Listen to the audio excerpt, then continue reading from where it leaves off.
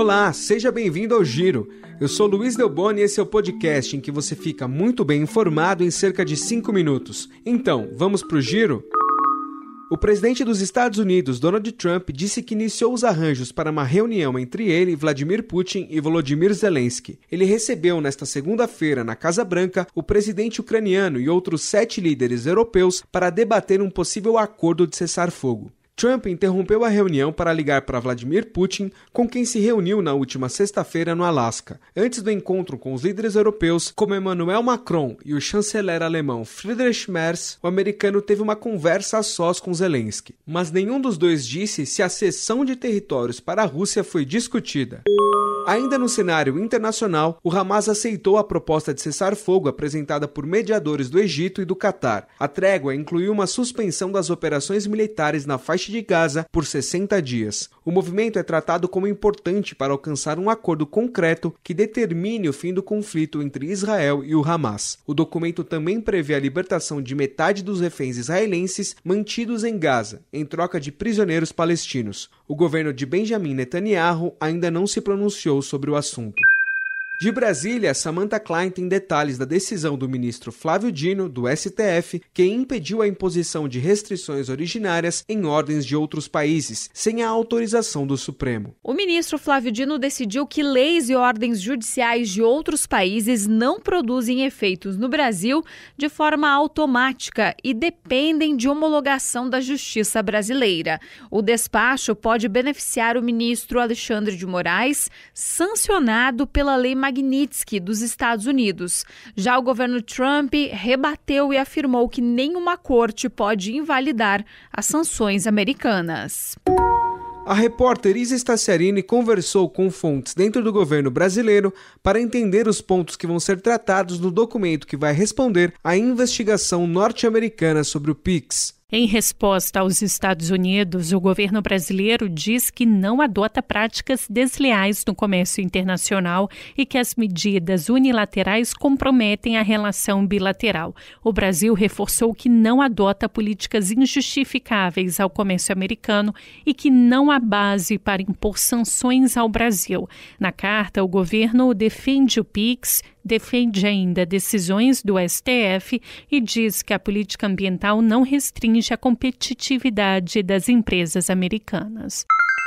A Câmara dos Deputados e o Senado devem iniciar nesta semana uma nova etapa nas investigações sobre os descontos indevidos em aposentadorias e pensões do INSS. Igor Cardim traz os detalhes.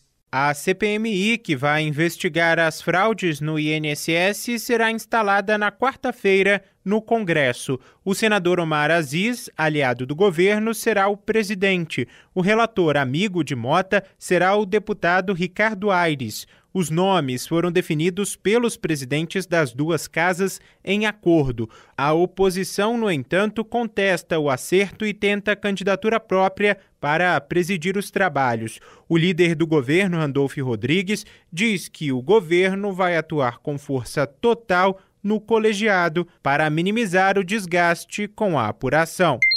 O Giro vai para um rápido break e logo mais volta.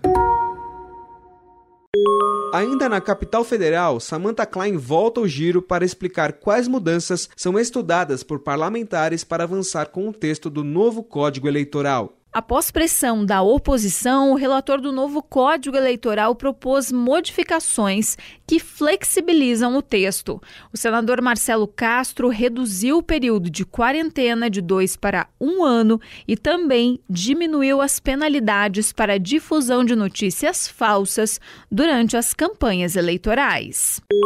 Passamos para o Rio de Janeiro, onde o repórter Leonardo Rezende registra a resposta de Cláudio Castro após Carlos Bolsonaro ter chamado os governadores de direita de ratos. O governador do Rio, Cláudio Castro, adotou um tom conciliador após as críticas do vereador do Rio, Carlos Bolsonaro, que chamou os governadores de direita de ratos. Castro disse que entende a dor dos filhos do ex-presidente Jair Bolsonaro, que cumpre prisão domiciliar, mas criticou a polarização do país e disse que há pautas mais importantes para a população.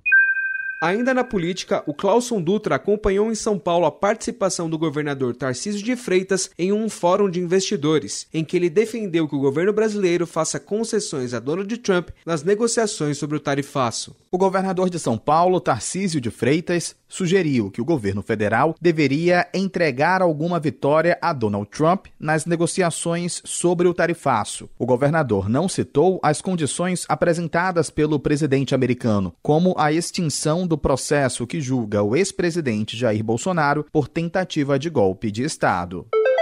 Para saber mais sobre as notícias que você ouviu aqui no Giro, acesse cbn.com.br ou o aplicativo da CBN. Por lá tem as reportagens completas e a análise do nosso time de comentaristas. Se você está gostando do nosso Giro, aproveite para seguir a gente no Spotify ou no Amazon Music, favoritar no Deezer ou no aplicativo da CBN. Até o próximo Giro!